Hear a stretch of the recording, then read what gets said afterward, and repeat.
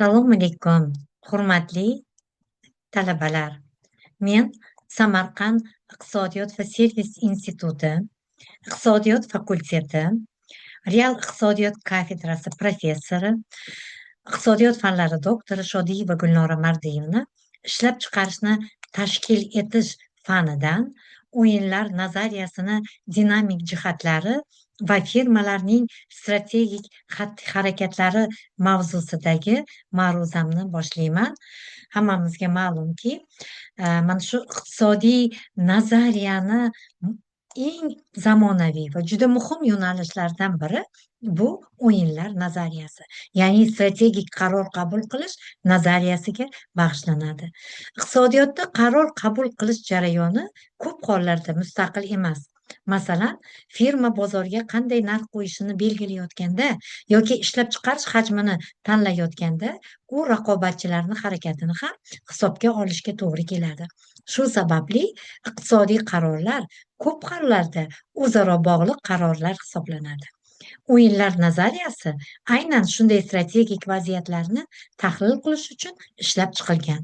Bu nazariya ishtirokchilarni qarorlari bir-biriga qanday ta'sir qilishini, qaysi strategiyalar samarali ekanligini va qanday muvozanat holatlarini yuzaga kelishini tushuntirib beradi.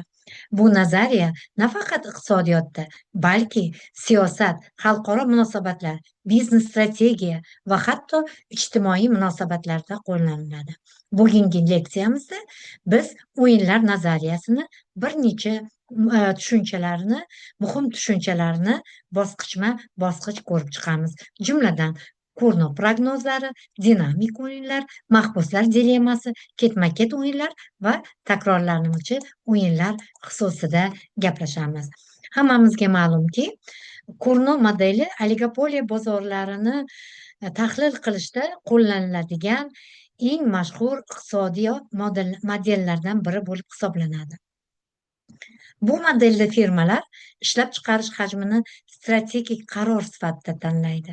Klassik Kurno modelida firmalar qarorlarini bir vaqtda qabul qiladi va raqobatchini ishlab chiqarish hajmini o'zgarmas deb hisoblaydi. Biroq real iqtisodiyotda firmalar qarorlarni bir marta qabul qilib to'xtab qolmaydi. Ular bozordagi natijalarni kuzatadi, raqobatchilarni harakatini tahlil qiladi va keyingi qarorlarni qayta ko'rib chiqadi.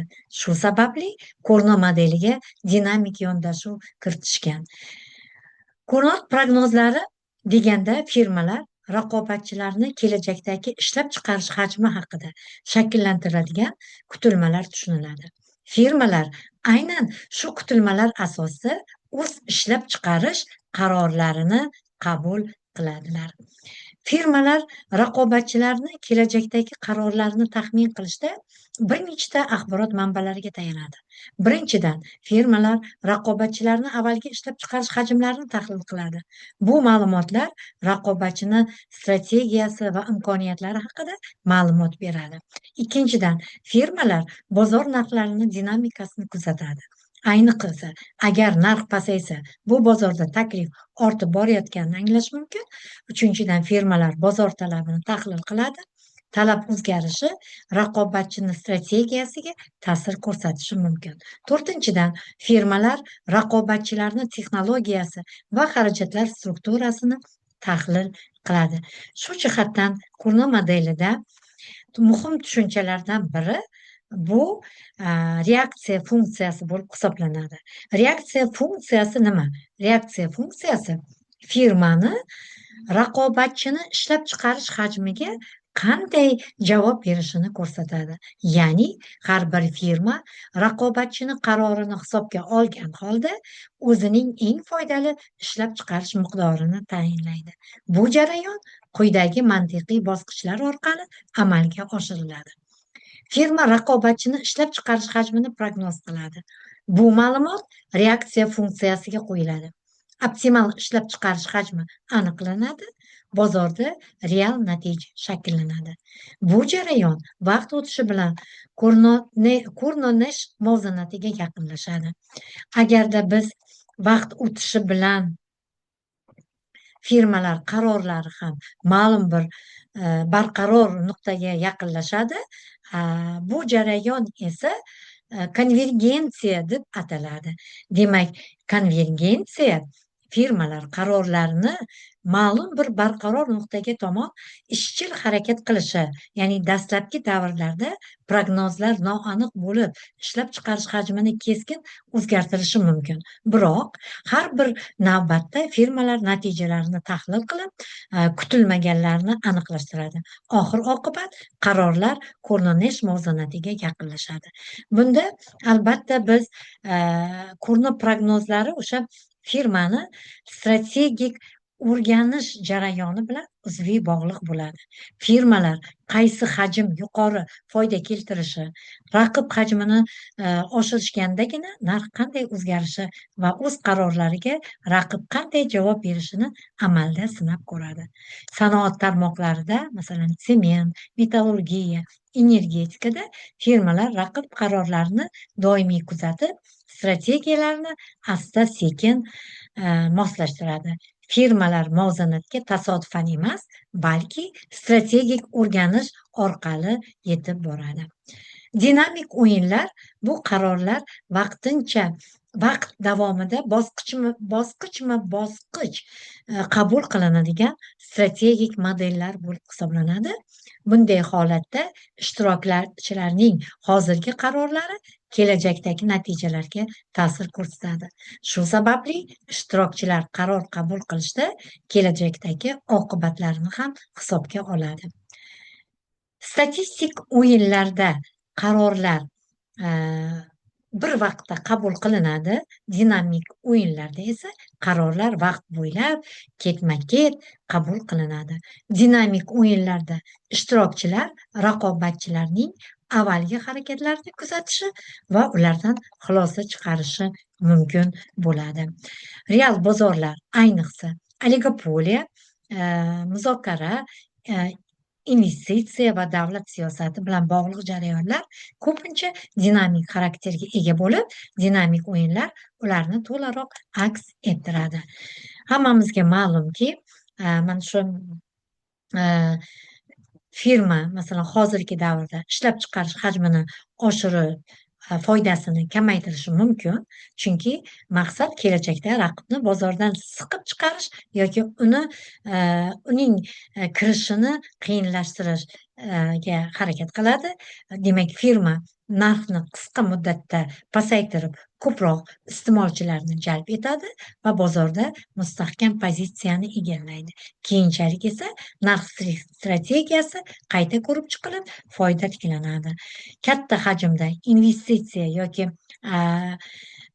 ishlab chiqarish quvvatini kengaytirish orqali firma rahbariga signal yuboradi: men bozorda uzoq muddat qolaman va qat'iy raqobatga tayyorman. Bu esa firmalarning dinamik strategik xulq-atvori deyiladi.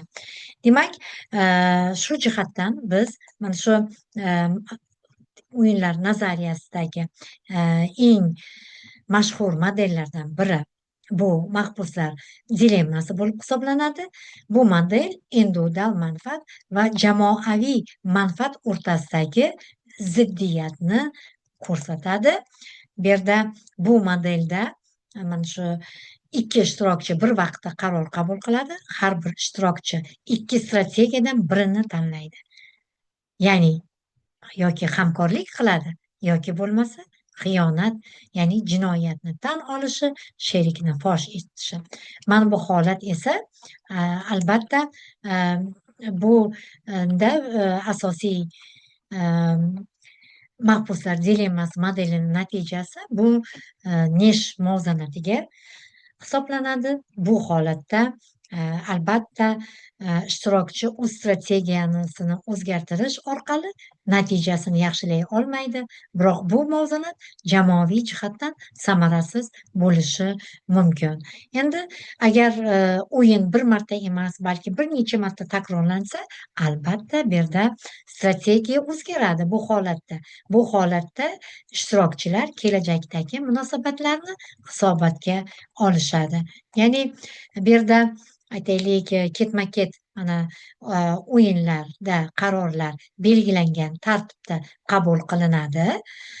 Birinchi ishtirokchini qarori qabul qiladi, ikkinchi ishtirokchi esa birinchi ishtirokchini xatti-harakatini ko'rib, o'z qarorini qabul qiladi.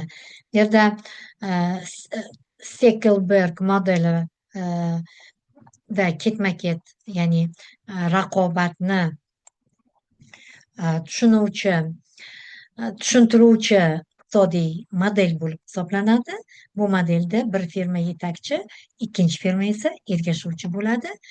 Agar biz umumiy holda mana shu takrorlanuvchi o'yinlarni chekli va cheksiz ekanligini, ya'ni o'yin chekli takrorlanuvchi o'yinlar deganda biz nimani tushunamiz? O'yin aniq belgilangan davrlar sonida takrorlanadi. Backward induction orqali oxirgi davrdan boshlab tahlil qilinadi. Oxirgi davrlarda esa hamkorlik uchun rag'bat yo'q bo'lib hisoblanadi. Bu mantiq barcha davrlarda ham ko'chiriladi. Natijada hamkorlik odatda barqaror bo'lmaydi. Qisqa muddatda shartnomalar va bir martalik tenderlar bunga misol bo'la oladi. Cheksiz takrorlanuvchi o'yinlar deganda o'yinni qachon tugashi aniq emas yoki nazariya jihatdan cheksiz. Bu noaniqlik strategik xulq-atvorni o'zgartiradi. Kelajakda yo'qotish joriy foydadan katta bo'lsa, ratsional o'yinchi hamkorlikni saqlaydi. Natijada hamkorlik, barqarorlik strategiyaga aylanishi mumkin. Takrorlanuvchi o'yinlarda o'yinlarni chekli yoki cheksiz ekanligi strategik natijalarni belgilab beruvchi va hal qiluvchi omil bo'lib hisoblanadi. Bu yerda biz mana aytaylik, xulosa qilib aytadigan bo'lsak, o'yinlar nazariyasi bu iqtisodiy qarorlarni strategik xususiyatlarini tushuntirishda judayam muhim ahamiyatga ega. Bu nazariya demak firmalar, davlatlar va boshqa iqtisodiy ishtirokchilarni o'zaro ta'sirini hal qiladi. Ya'ni mana biz yuqorida aytdik, hurmatli talabalar, mana takrorlanuvchi o'yinlar, ya'ni takrorlanadigan o'yinlar tushunchasini ko'rib chiqdik. Mana sizga slaydni qo'yyapman. Asosiy terminlar va tushunchalarni. Bilamizki, iqtisodiy hayotda ko'plab strategik vaziyatlar bir marta emas, balki bir necha marotaba takrorlanadi. Masalan, firmalar bozorlarda har yili narx siyosati bo'yicha qaror qabul qiladi. Banklar esa foiz stavkalarini muntazam ravishda qayta ko'rib chiqadi. Davlatlar ham savdo siyosatini doimiy ravishda o'zgartiradi. Agar o'yin faqat bir marta bo'lsa, ishtirokchilari qisqa muddatli manfaatni tanlashi mumkin. Agar o'yin bir marta bir necha marotaba takrorlansa, demak ishtirokchilar kelajakdagi munosabatlarni ham hisobga oladi. Shu sababli takrorlanuvchi o'yinlarda hamkorlik strategiyalari paydo bo'ladi. Masalan, ikkita firma bozorda narxlarni sun'iy ravishda pasaytirishga o'rniga barqaror narx siyosatini yuritishi mumkin. Chunki agar bir firma kelishuvni buzsa, boshqa firma esa aytaylik javob choralarini ko'rishi mumkin. Bu holat iqtisodiy nazariyada bilasizki, tit for tat strategiyasi deb ataladi. Mana biz yuqorida ham bu haqida gapirdik, ya'ni chekli va cheksiz takrorlanuvchi o'yinlarni haqida gapirdik. Masalan, ikki firma o'rtasidagi shartnoma albatta bu yerda 5 yilga davom etadi. Cheksiz o'yinlarda esa o'yinni qancha vaqt davom etishi aniq emas. Demak, diskont omili bu takrorlanuvchi o'yinlarda muhim tushunchalardan biri bo'lib hisoblanadi. Bu omil kelajakdagi foydani bugungi qiymatini ko'rsatib beradi va iqtisodiy qaror qabul qilishda ishtirokchilar ko'pincha hozirgi foydani kelajakdagi foydaga nisbatan yuqoriroq baholaydi. Agar ishtirokchilar kelajakdagi foydani ham yuqori baholasa, ular uzoq muddatli hamkorlik strategiyasini amalga oshiradi. O'yinlar nazariyasi nafaqat iqtisodiyotda, balki amaliyotda ham qo'llaniladi. Masalan, kartel kelishuvlari tahlilida, oligopol bozorlarni o'rganishda, davlat va lar o'rtasidagi savdo siyosatini tahlil qilishda, auksion mexanizmlarini tahlil qilishda, banklarda, moliyaviy institutlar raqobatda, shuningdek, o'yinlar nazariyasi, siyosiy qarorlar, xalqaro munosabatlar, hatto harbiy strategiyalarni tahlil qilishda ham qo'llaniladi. Bugungi mana shu global iqtisodiyot sharoitida firmalar, davlatlar va institutlar o'rtasidagi raqobat yanayam murakkab bo'lmoqda. Bu jarayon strategik qarorlarni to'g'ri qabul qilishga katta ahamiyatga ega. O'yinlar nazariyasi aynan shunday strategiyani, vaziyatlarni tahlil qilish uchun muhim instrument hisoblanadi. Bu nazariya orqali iqtisodchilarimiz firmalarni raqobat strategiyasini, bozordagi muvozanat holatlarini, kartel kelishuvlarini barqarorligini, davlatlar o'rtasidagi iqtisodiy munosabatlarni chuqur tahlil qilishi mumkin. Hurmatli talabalar, mana bugungi ma'ruzamizda biz o'yinlar nazariyasini, strategik qarorlar qabul qilish mexanizmlarini ko'rib chiqdik siz bilan birgalikda. Biz quyidagi mana bu asosiy tushunchalarni tahlil qildik. Mana ko'rib turibsiz slaydda yangi ko'rnov modeli, dinamik o'yinlar, mahbuslar dilemmasi, takrorlanuvchi aytaylik o'yinlar, ketma-ket o'yinlar. Bu modellar iqtisodiy qarorlarni strategik xususiyatlarini tushunishda muhim ahamiyatga ega. Xulosa qilib aytganda, iqtisodiyotda ishtirokchilarning qarorlari ko'p holatlarda bir-biriga bog'liq bo'ladi va shu sababli strategik tahlil iqtisodiyot fanlarining muhim qismi hisoblanadi. O'yinlar nazariyasi orqali biz bozor ishtirokchilarini harakatlarini yaxshiroq tushunish, iqtisodiy jarayonlarni chuqur tahlil qilish imkoniyatiga ega bo'lamiz. Hurmatli talabalar, sizni e'tiboringizga mavzuga oid nazorat savollarini keltirganman. Agar sizda savollar bo'lsa, bemalol menga murojaat qilishingiz mumkin. Siz bilan bizni aloqamiz bor. Savollaringizga javob beraman. Chatda ham yozib qoldirishingiz mumkin. Shu savollarga javoblarni topib, modul tizimiga yuklashingiz mumkin. Shu bilan bir qatorda keyingi darslarimizda bu savollarni siz bilan birgalikda muzokara qilamiz. Shu bilan demak, darsimiz o'z nihoyasiga yetdi. E'tiborlaringiz uchun rahmat. Sog' salomat bo'ling. Rahmat.